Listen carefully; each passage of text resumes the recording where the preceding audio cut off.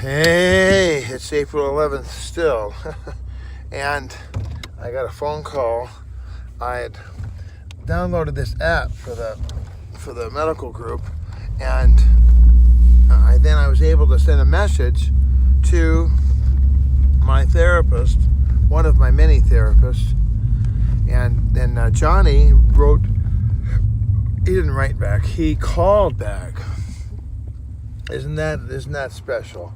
I think that the reason they have the app and the way that they do the emails and things, so they don't have the Hillary Clinton fiasco of, oh my, you got confidential information and it's being transmitted over emails that could be somehow. So all that's avoided when you have the sealed, safe system. That's probably what it is, I imagine. So, but he called me back, and we had a really nice talk, and I updated him. And that's why the first segment of this little daily Devo is thrown off. We looked at Philippians 2, basically, love, love, love, love, love, love, love. Not one more. So I'm definitely worn out and tired. I only got a few hours of sleep.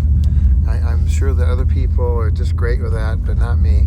I like to get my good night's sleep. I like to have my beauty sleep, So I'm going to go get ice right now, and then I'm going to go back to work. Get back to work. I really should get another 3 hours of sleep, but that'll eat up into my day, and I'm just like, I want to point out something. If you go to McDonald's and you're in the line,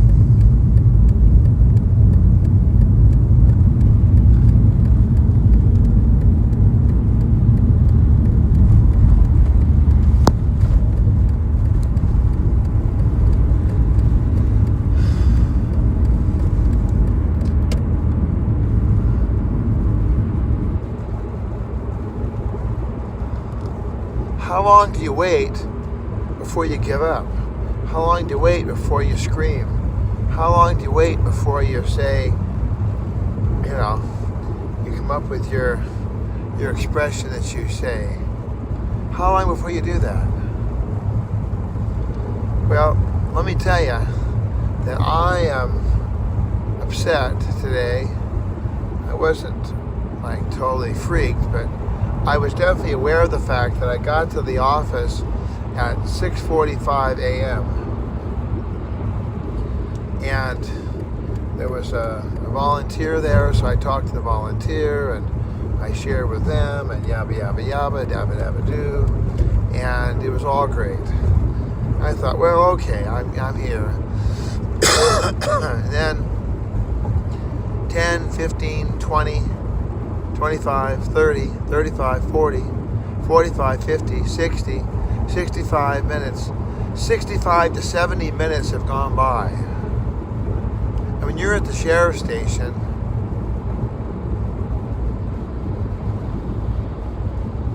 I just thought, what? The minute I walk in the door, the woman is on top of me. She's, yes sir, yes sir. Oh, I'll tell him right away, sir. And she's right on. She has good customer service, good communication skills. But the fella who I'm supposed to see, who's got to do his job, we all have this partnering job here. He is not in a hurry. He is not in any kind of interest of getting this done in some timely manner. And I get the feeling that he is just taking his old sweet time in the sweet by and by.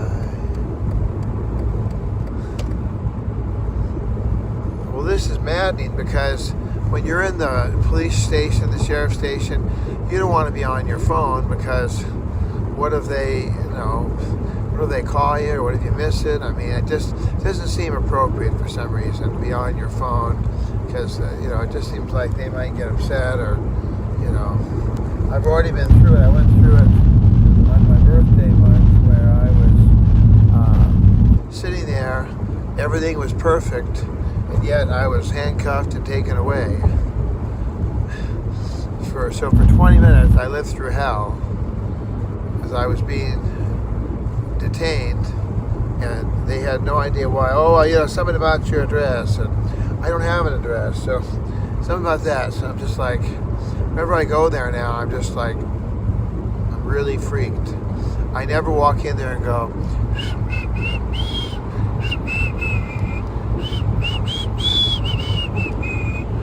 zippity-doo-dah, zippity-yay, my, oh my, what a wonderful day. Plenty of sunshine coming my way. Zippity-doo-dah, zippity-yay, Mr. Bluebird. No, I'm not doing that. I'm in there going, have my hands flat on my knees. I don't want to fold my hands. I want to just show them, I probably should sit with my palms up, I was in jail one time, and I remember I walked down the little line. They always have a line they want you to walk on. So I walked on that line, and I get to the end, and there was another little, I get to the end of the line. I don't think it was any other kind of line, but I got to the end of the line, and then you're supposed to stop there. So I would just stop, and I would take a step back, just to show, I'm yours, deputy. Do what you're going to do, So I just sit there quietly, just ever so quietly, just wanting with all my heart, soul, mind, and strength. I want to just get out of there. I want to do what I got to do and get out of there. And I just thought, we as Christians, even as a wait staff, even as a server, even as a person who's providing a service. I love, my famous comedy line is to say, oh gosh, I'm sorry it took me so long. I'll try to be faster next time. And people are just like, what are you talking about? What the are you talking about? You got it done faster than I couldn't even. One time my wife, and I was courting my wife, she was in the car with me. That's back before I lived in my car. And she was going to spill something. I just knew it. No offense to my wife, my dear wife, but she was going to spill something. And so I had this towel in my hand. I just like that. I had a towel, and I had saved her from spilling it. Not that my car is such a hot car, but I just was like, she was like, wow. That's service. Taking the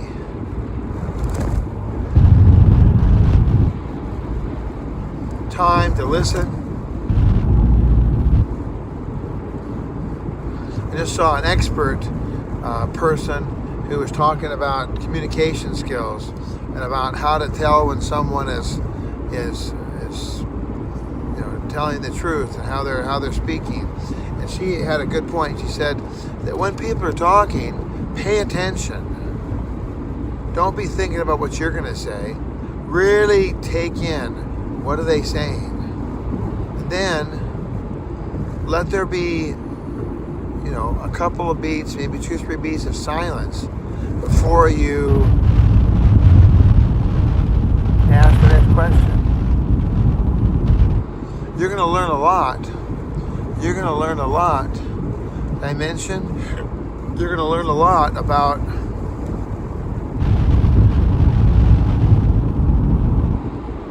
the person.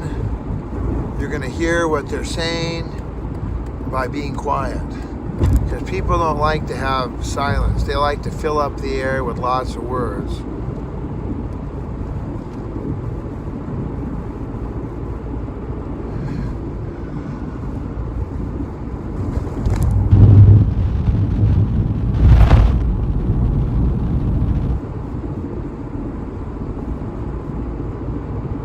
I just got a capital idea.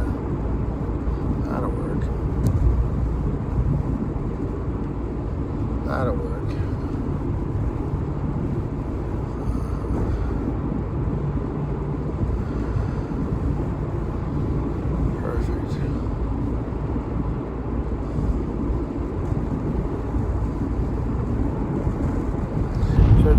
let's see if we can be a little more speedy.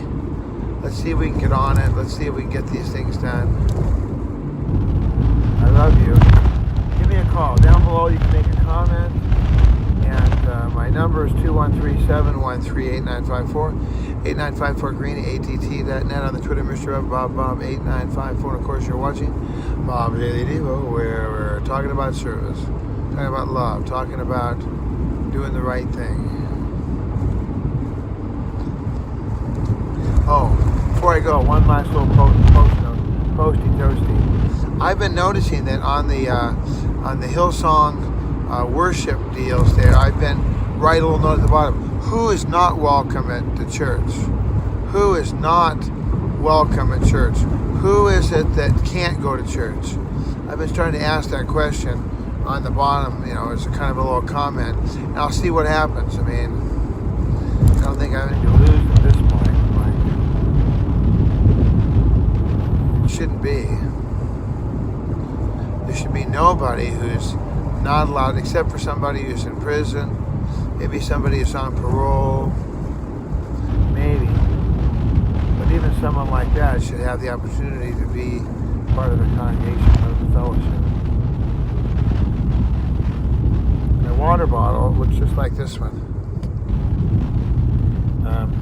I forgot it last night at the hospital because my wife's had some surgery for the need she had, and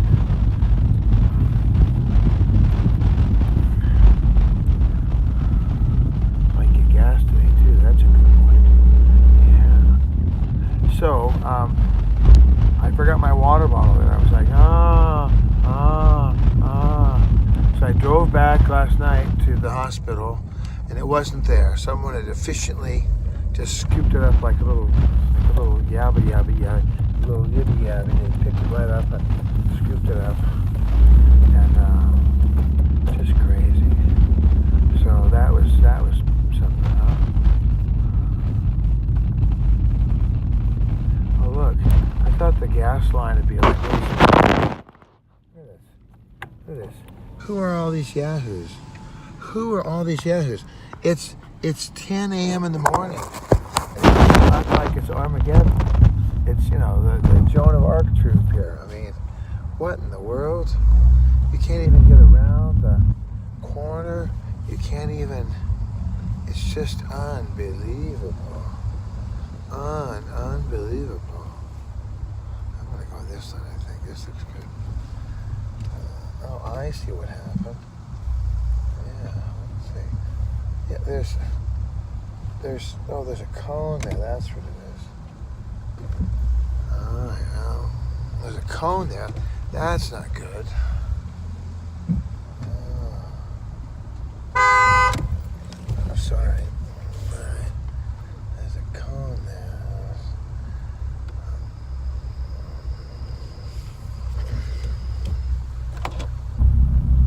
That's why I was trying to figure out what is it they're doing there.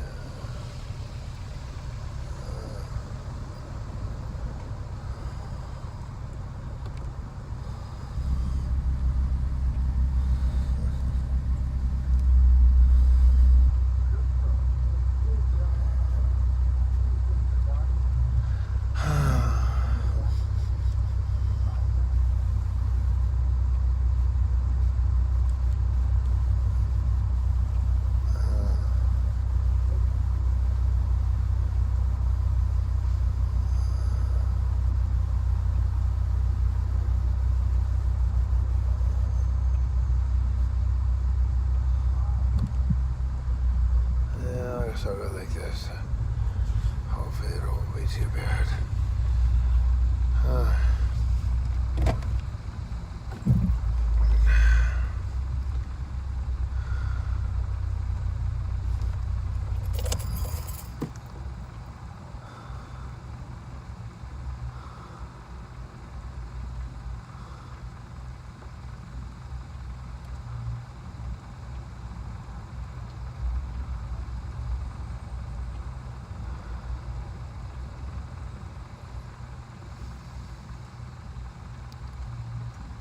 Alright, well I guess that's it for today.